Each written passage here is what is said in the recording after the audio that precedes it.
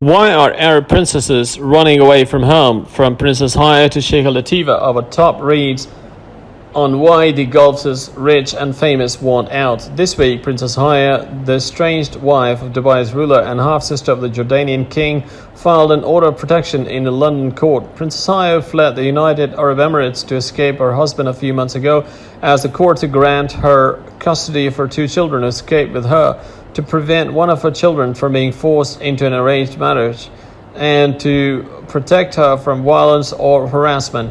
The princess is part of a recent wave of wealthy Arab women escaping from their mansions and palaces, and what happens in her case may set a precedent for how the West treats others on the run. As the story unfolds, we collected our top reads on Princess Haya and other women like her. Princess Haya's case is particularly striking, writes Ola Salem, a British Egyptian journalist, because she has long been the most publicly visible and widely known as the six wives of Dubai's ruler Sheikh Mohammed bin Rashid Al Maktoum. Indeed, she was often seen by her husband's side at regional and international functions, greeting dignitaries and delivering speeches, all highly unusual for the wife of a Persian Gulf ruler. It was perhaps because of her fame-selling post that her husband responded to her disappearance with another unusually public move. One of his friends took to the social media with a poem allegedly by Sheikh Mohammed accusing a woman of infidelity. The media firestorm, Salim writes, highlights a striking contrast between Dubai's image as an attractive place for international business and its reality as a place where women are often disadvantaged by a discriminatory culture and legal system. It isn't just Princess Haya who has captured the media's attention recently. Several other royal have fled the Arab world too, including Sheikha Latifa, a daughter of Sheikh Mohammed, who left a video message explaining her plight before boarding a French-owned yacht. She was caught and, as Salim reports, was confined to medicated house arrest. For Salim, despite a well-off woman attempting to leave home, it is not surprising. Most women in the Arab world are disadvantaged socially. Traditional families generally place severe restrictions on women depending on which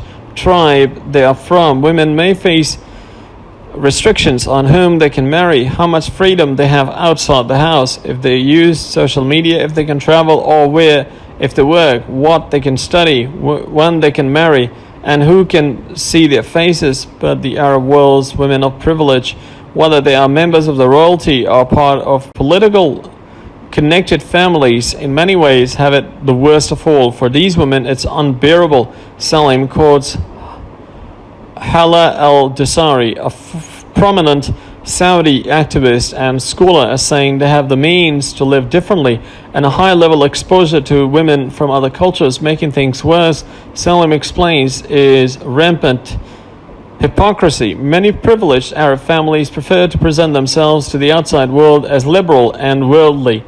Princess Latifa, for example, is the daughter of one of the most open Arab rulers of the Persian Gulf, but his treatment of his daughters belies that international image. That's because Sheikh Mohammed's rule at home also depends on being seen by his subjects as adhering to the traditional values. Such pressures aren't limited to royal families, of course. In May, the journalist Laura Kasinoff spoke to two other women, Wafa and Maha al-Subaya, about their own escape from domestic abuse in Saudi Arabia. They managed to obtain passports in Riyadh without their family's knowledge, buying plane tickets and flying from the Saudi capital to Istanbul. On April 1st, at the airport in Riyadh, they broke their SIM cards to avoid surveillance. Their goal, Kasinoff explains, was to eventually reach Georgia because Saudi citizens don't need visas to enter. It's hard to know how many more women there are like them, but Kasinoff points out that the number of asylum seekers from Saudi Arabia has tripled between 2012 and 2017 to 800 cases worldwide, and they're raising issues for legal systems around the world about whether domestic abuse qualifies someone for asylum.